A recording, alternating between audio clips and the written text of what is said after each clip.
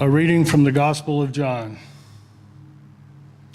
I am the true vine, and my Father is the vine grower. He removes every branch in me that bears no fruit. Every branch that bears fruit, he prunes to make it bear more fruit. You have already been cleansed by the word that I have spoken in you.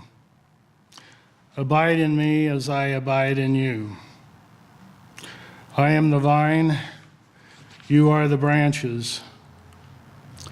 Those that abide in me, and I in them, bear much fruit, because apart from me, you can do nothing. My Father is glorified by this, that you bear much fruit. As the Father has loved me, so have I loved you. Abide in my love. If you keep my commandments, you will abide in my love, just as I have kept my Father's commandments and abide in his love.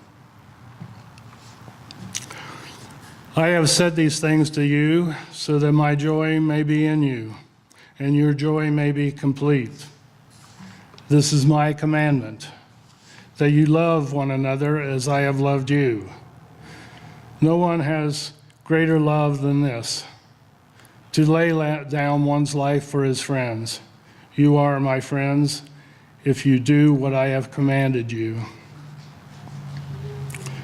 I do not call you servants any longer, because the servant does not know what the master is doing.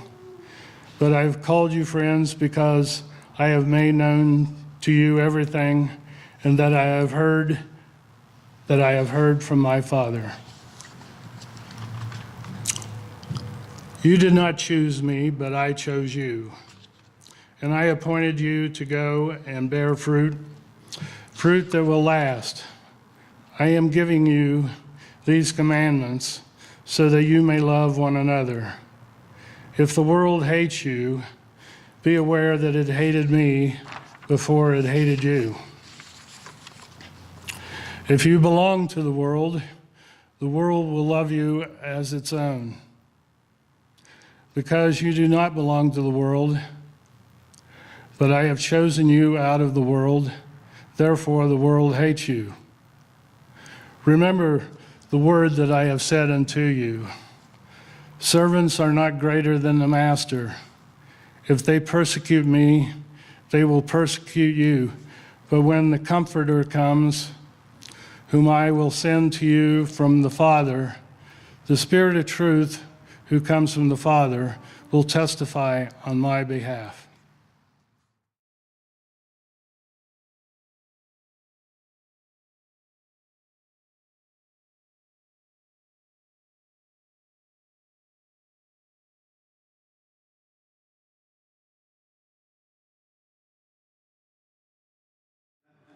From the book of God's Revelation. And this is the second message. 7 cycles of the sun have made 7 earths, each different from the former. Now God makes an 8th and final sun for a new earth, unlike any before it. The termination of the 7th cycle ends the hold of darkness and evil, for God's Spirit floods the earth, pouring life-giving light down from heaven. The gates of heaven, which have been closed, are now opened to let the light of God flood the earth for the blessing of blessings. All that is unclean shall pass away from the world by the light of the new Sun of righteousness. By the bright sun rays of the flashing twin Son born of light, the image of God with his word shall rule from heaven, the spirits of men and women gathered into a nation of God's people made new. This new people, aided by God's light, shall endure for all time. As an act of love, they shall instruct all peoples of the earth, of every nation. There is no peace in the world, because the races have abandoned God's way. They have followed the ways of the world, bringing upon themselves great darkness and evil. The world, as an issue of darkness, will pass away in time. The world of light is beginning. Let all peoples of the earth know that each is privileged to serve either light or darkness, mortality or immortality. The light of God appears. The image gives life. The word speaks. This was proclaimed by the child of God who was one with the Son of Righteousness. The Second Advent Church is given authority to teach and power to make that authority known to the spirits of all peoples everywhere.